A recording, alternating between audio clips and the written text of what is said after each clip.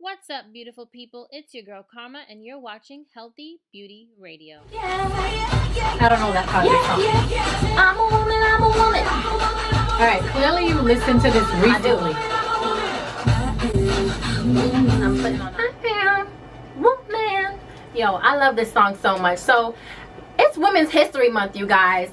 And I'm so excited because I love being a woman. I don't know about, other women out there, but I know that I love being a woman. I love being a girl. I'm a girly girl. I like to wear pink. I like glitter. I like it all. Even though being a woman does have its ups and downs. So yeah, we're just going to talk tonight about just, being a woman, being a female. Okay, so you're now tuned in. Like I said, it's Healthy Beauty Radio live now with your girl Camellia, and I have my co-host here, Camille. She's back again. Hey guys. So let's welcome her. And I like this that we have going on here. Camille's been to the show about this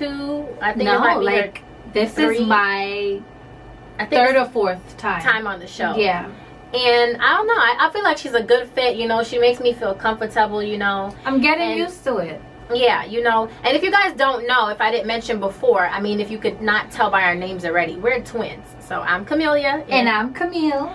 And we actually have a YouTube channel. Yes. Called Camille and Camellia. So if you guys want to look us up on YouTube and check out our videos, we have a YouTube channel where we make videos together, and it's just our names. It's Camille, Camille, and Camellia, Camillia. Two eyes. On YouTube. Yes, there's two eyes in my name. It's Camillia. And we have videos on YouTube, and we came up with this little trade name for ourselves. It's TWINZ, which basically spells out twins but with a Z. And we made it like an acronym, and it was like two women inspiring natural.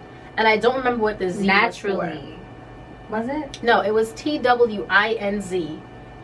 The T was the Z was just for a little bit more, women, yeah, two women inspiring natural, and then I was making beauties. I don't remember what the Z was gonna be for. I don't remember making this acronym. You don't remember? We were mad young, but all right. That's a first, because usually it's the other way around. I talk about stuff from our childhood, and I never remember it. So I forgot that TWINZ actually stood for something. I thought it was just fun way to say twins in a news type way, like TMZ. Anyway, she doesn't remember, but we were trying to make up we were trying to turn it into an acronym and basically try to find out what can we make it stand for. We made it stand for twin, two women inspiring natural. I don't know if I want to say naturals, natural people, natural living. I mean, I love to promote natural living and healthy living. And beautiful living. That's what Healthy Beauty Radio is all about. So yeah, I think that we are two women who inspire, natural things. Life. I guess you could say natural life, natural living. You might not know this about me and Camille, but we try our best to just stay natural. Our hair is natural. We've never permed or used any chemicals in our hair whatsoever our whole entire lives. We try to just live naturally. Everything we live naturally. We do everything we are. We use natural products on our skin. We use oils, hardly any lotion. And it's not even a lifestyle that we decided to just take on eventually. We've always been that way from babies.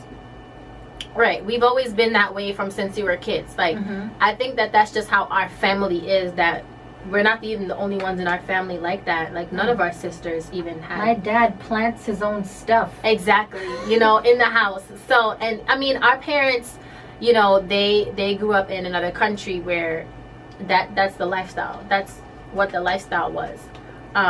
So, yeah. So I think that it's a great brand name, to me at least, for us to take on. And I love to inspire women anyways, and that's what this show about is tonight. It's about inspiring women, and it's honestly, we're just all about women tonight. Guys, if you're listening, I mean, y'all know y'all love ladies. I mean, so it's about y'all too. It's about us because it's Women's History Month, so that's just what I'm gonna stick with tonight. So I just want to give a little bit of insight on Women's History Month. How did we become so special that we have our an whole entire month to celebrate the history of women. Dedicated to us. Like, why isn't there a Men's History Month? That's something that we're gonna need to dig deep and find out. Because we have like Men's Health like week, where we have, you know, and we also have like different times of the year where, you know, we dedicate certain days to men, like prostate cancer, and you have like No Shave November and things like that. But I wonder what, like, okay, so we have a whole month dedicated to us, and men just kind of, but you know what, no, we had to fight for it, and that's why the month is dedicated to us. I mean, no, it's honestly, that's true. Because, okay, so let's go into the history of that, being that you mentioned it, right? So, and mind you, so we know that, you know, Women's History Month is designated, March is the official month for Women's History Month. And then we also had Women's International Day, which was yesterday. Every year, annually on March 8th is International Women's Day. And honestly, I think it's great that it's in March, because we just finished having an entire month dedicated to Black people. We had Black History Month in February, and you know, we followed up with an entire month dedicated to the appreciation of women. I think it's great. But how did this start? So we're gonna flip back into history for a little bit. Women's History Month started off as Women's History Week, and this was back in 1978, so kind of long ago, but not too long ago. Yeah, you know, like roughly almost 30 to 40 years or so. So not too long ago. But for a very long time, Women's International Day has been celebrated, which, like I said, that was yesterday. But it was only one day, and that has been celebrated from way back since 1911. But you know, we still, and like I said, we still have that today. So why did we go from a day to a week to a whole entire month? So I'm going to read you guys some history about this. So there is something called the NWHP, which is the National Women's History Project. And this was founded in 1980 in Santa Rosa, California, by a few women that go by the names of Molly Murphy McGregor, Mary Ruth's daughter, Maria Cuevas, Paula Hammett, and Bette Morgan. And they created this project to broadcast women's historical achievements. So basically, they were a group of women, and they noticed that women did not exist in our texts, like in books, and you know, just different things. Like there was not enough things dedicated to women. There was no recognition. Exactly. And there was you didn't really find much things done by women, or like people didn't really push that, like, oh look, a woman did this, look what a woman can do. Everything was just like man this, man that, man made everything, right? And so girls had few role models to look up to, you know, like more men, they had more boys, they had men to look up to, they had soldiers fighting in the war to look up to, and every type of trade that men picked up, little boys had men to look up to decide what they wanted to do. And women were kind of just, you know, remember, we were like housewives. We stayed at home and we cooked and cleaned and made babies. Like that was what women did. Pretty much. So these women basically convinced the Congress and the White House that the nation needed to celebrate and recognize women's role in history annually. And so they created the week of March 8th, which was, so basically Women's History Day was already March 8th. So they decided to take that week within International Women's Day fell and made it National Women's History Week. And in 1987, they led a campaign to have the entire month of March declared as National Women's History Month. And ever since then, we've been celebrating March as National Women's History Month. And I think that is amazing. They basically just promote multicultural women's history. They honor women of diverse cultures, ethnicities, occupations.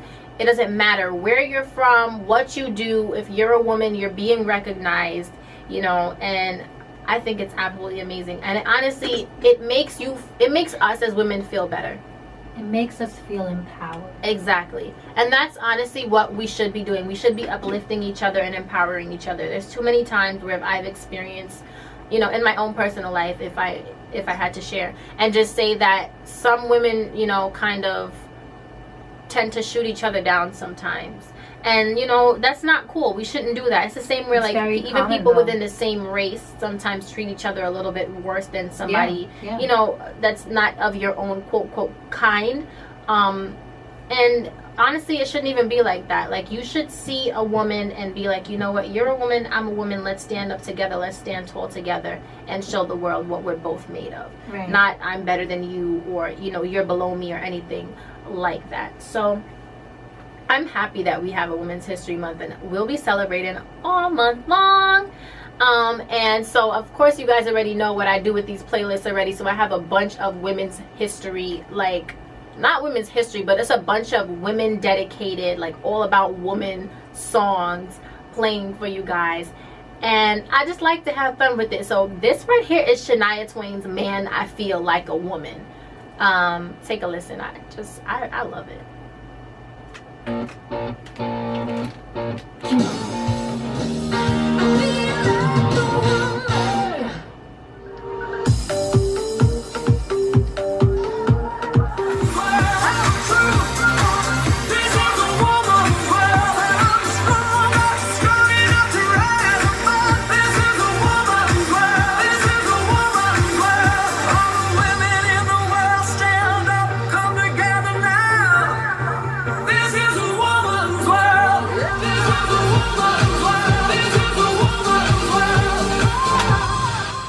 Okay, so that was just Woman's World by Cher. God bless her. I love her so much. And I think that that is one of the most empowering songs for women. You know, and I don't know if you guys have ever seen the video, the official music video for this song, but basically she kind of like shapeshifts into these different types of women, and from any race, any color, any shape, any size, and any religion. So you see her wearing a sari, you see her with a hijab, you see her with an afro, you see you know, just I love it so much. And just looking at the video, it also reminded me of a movie that is I have to check again. I can't remember if it's come out in theaters just as yet, but I saw it on the news, and I really want to go and see it. And it's called A Wrinkle in Time. And this movie, yes, yeah, it has Oprah in it. It's based on a children's book. Yes, it's called A Wrinkle in Time, and it's starring Oprah Winfrey, and she's one of the most inspirational women of all time, at least for me. She's definitely a role model. She's definitely somebody that I look up to, as a woman, as a black woman, as, you know, just everything that she is when it comes to her work and her achievements. You know, from going from radio to going to television, doing her talk show, to now having her network, you know, opening schools, getting her doctors, I love Oprah Winfrey. I've never met her, and I love her, and I definitely look up to her. She's definitely an inspirational and phenomenal woman. Indeed. Maya Angelou, right? So I want to talk about A Wrinkle in Time. And I got this article off of The Verge, so I'm just going to basically read it so that you guys can get an understanding of what is A Wrinkle in Time. Do you remember that book? I don't know. Is it the exact same title? Yes. A Wrinkle in Time. It's a Disney book. Okay. You read it before? Yes. Okay, so you remember it from your childhood. Yes. What is it about? Do you remember? Just go ahead and tell them. Okay. So the film is directed and produced by Ava Marie DuVernay, and she is an American film director, producer, screenwriter, and I love the fact that she is a black woman making this film, because I don't really see that a lot. So I love that. And then not only that, but the film is all about really like females, and it kind of shows them as like some kind of like courageous, like superpower almost. Like, I love Oprah's look in this, from like the hair that she has, all the different, you know, cool costumes that they have her wearing. She looks so beautiful. So the film is Ava DuVernay's interpretation of Madeline Langeld's, I hope I'm saying her last name correctly, novel. And they said that the film is more directed for children. So this novel is called A Wrinkle in Time. They said it's a weird book, and it's about a family where weirdness is normal. So the natural offshoot of scientific brilliance and wild creativity. That's how they describe this movie. They said, but it's also about how one member of that family struggles with her own awkwardness, unlikability, and temper, and how those faults become assets in a supernatural fight to save her family from a vast interplanetary evil. The new Disney film adaptation, A Wrinkle in Time, directed by Ava DuVernay, an Oscar nominee for the 2015 historical feature Selma and the 2017 documentary 13th, pays a lot of lip service to that awkwardness but never convincingly captures it.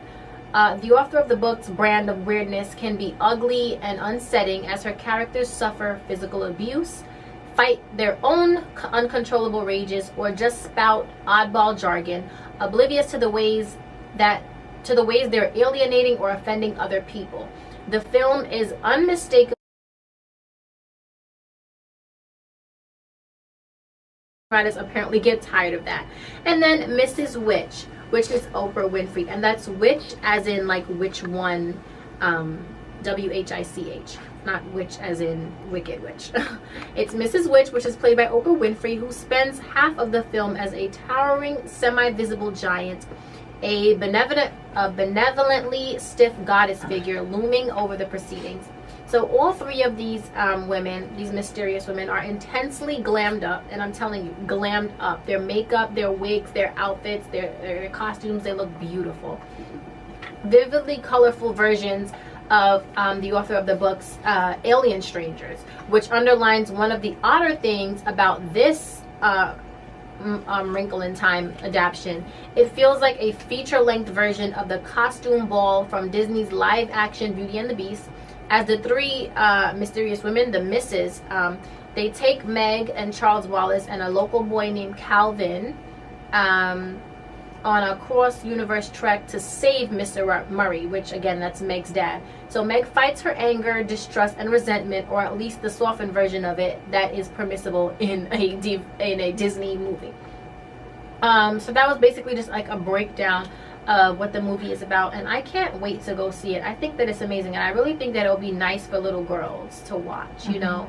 And I like the fact that it's three women guiding this young girl and helping her, you know, not only as she's on like the search to find her missing father, but helping her search kind of to like find herself. Yes. You know, because she's going through all these different things at home, and she's probably fighting with, like they said, she's fighting her anger, she's fighting with herself and the things that she goes through, and they kind of probably help her along the way with that. I can't wait to see this movie, and I hope that every little girl goes to see it. Every mom take their daughters to go out and see this movie. Just by looking at the trailer, you can really you can tell that it's a movie that you definitely don't want to miss. Yes.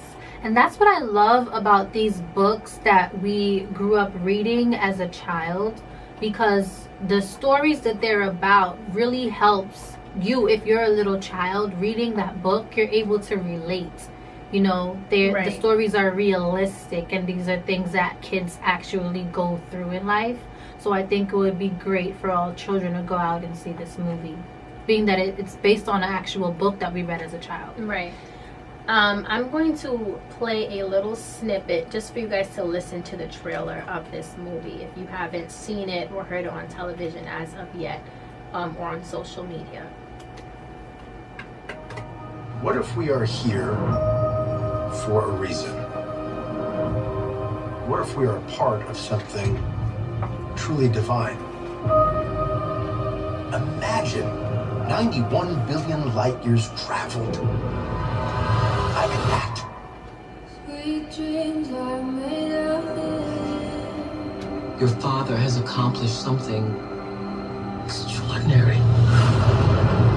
Also dangerous. He's trapped by a darkness that's actively spreading throughout the universe. And the only only one who can stop it is you. Be a warrior. I'll try.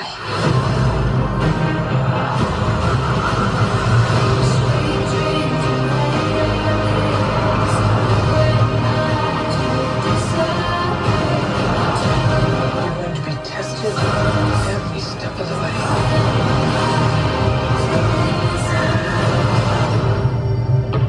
Trust nothing. Darling, time for dinner. Are you lost?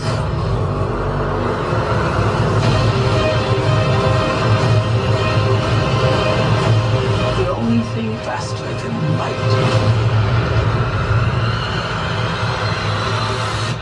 is the darkness.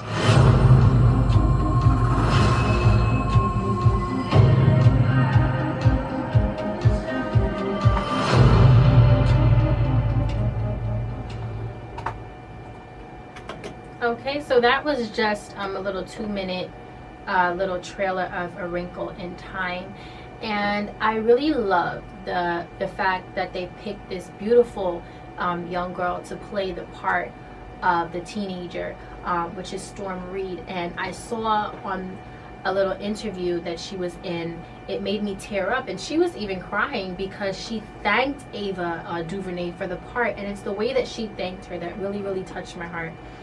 She said that making A Wrinkle in Time, making the part for the role that she played, was a dream come true. And I know, and she was crying because she actually said to Ava, she said, "Thank you so much for making me the lead and not the sidekick." Aw.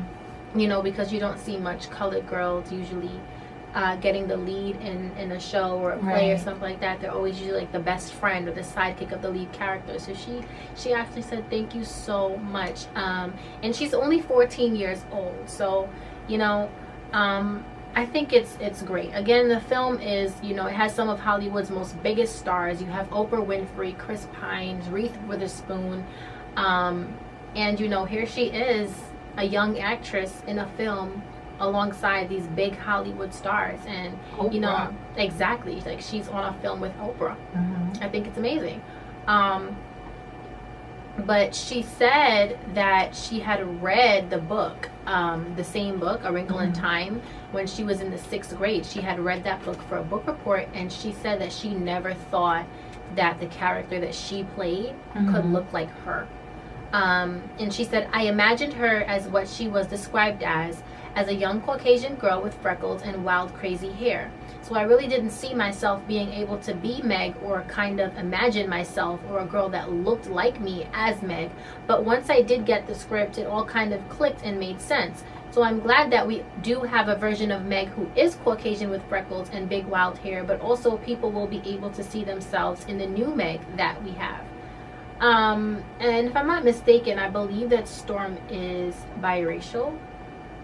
But you know, she's still a little girl of color. So, and she does actually have little, you know, freckles on her face. I'm not sure if it's like 100% noticeable all the time, because I know that they do, you know, they put their little bit of makeup on actresses and stuff. But yeah, she said, this was in an interview that, you know, she said, "I felt like it was Miss Ava, and she really made sure that it was important to have a little African American girl at the center of the movie.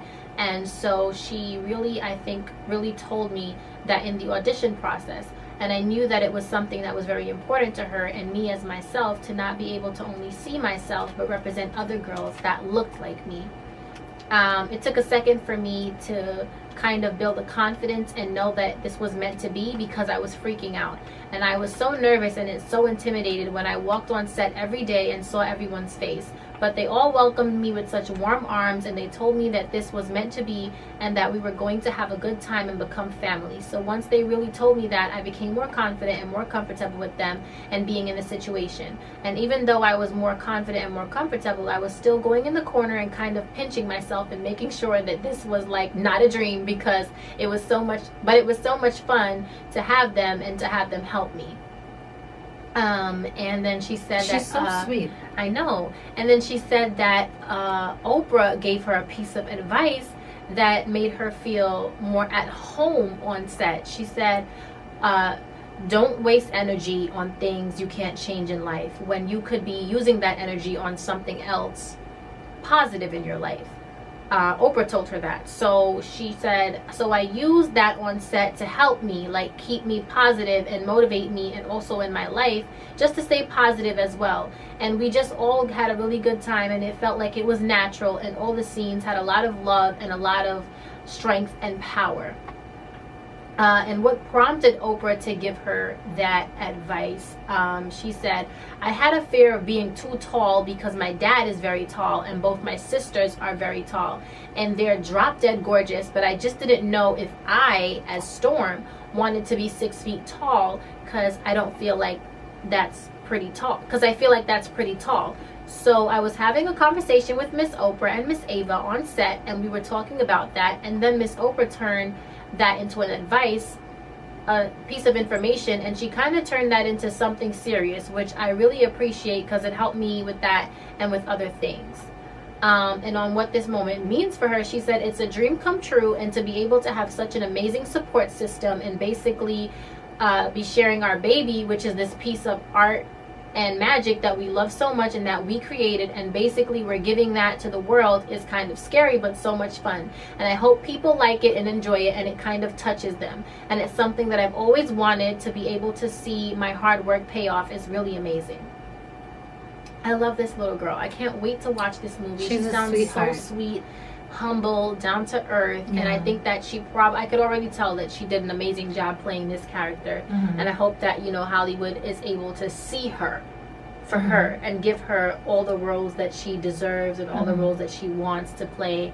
And I hope that she grows. I want to see her acting career take off. Just seeing her personality. Yeah, her personality through the interview just shows you, like, okay, I think she's a really great actress already. And I haven't seen the film, and I don't think I've ever seen any films with her. Right. But I can't wait to see this film. She's on her way to becoming probably one of the greatest actresses in Hollywood. So I believe it's in theaters already. I think it was supposed to premiere on the 9th. Yeah, the release date actually, yeah. See, it was the 9th. So that was today. Well, is today because it's still today. And I can't wait to go see it. So it's actually in theaters now. Yeah. So it premiered today. That's amazing. The day after Women's History Day. I can't wait to go see this movie. So I'm probably, I wouldn't see the movie and then come back on air and talk to you guys about it probably until a little while later, because I want to be able to let people get a chance to see it after I see it. But I know that I definitely will go see this movie because I think it's going to be so inspirational and so empowering for women, for young girls, you know, teenagers, and even little girls. I think it's amazing. And I like to see things like that in the media. I like to see film and shows made for the sake of being, you know, just for positivity. We don't always want to see all the action and the shooting and the terrible things and people dying and stuff like that. I like to see things like this. I think that it's amazing. It's amazing for children too, you know. It is. What I really want to do is keep up that theme that we have going on with my women's playlist. You know, you guys have to love like this. And I'm going to be, you know, not, I guess, petty, you could say. But I want to take it back to Who Run the World Girls by Beyonce.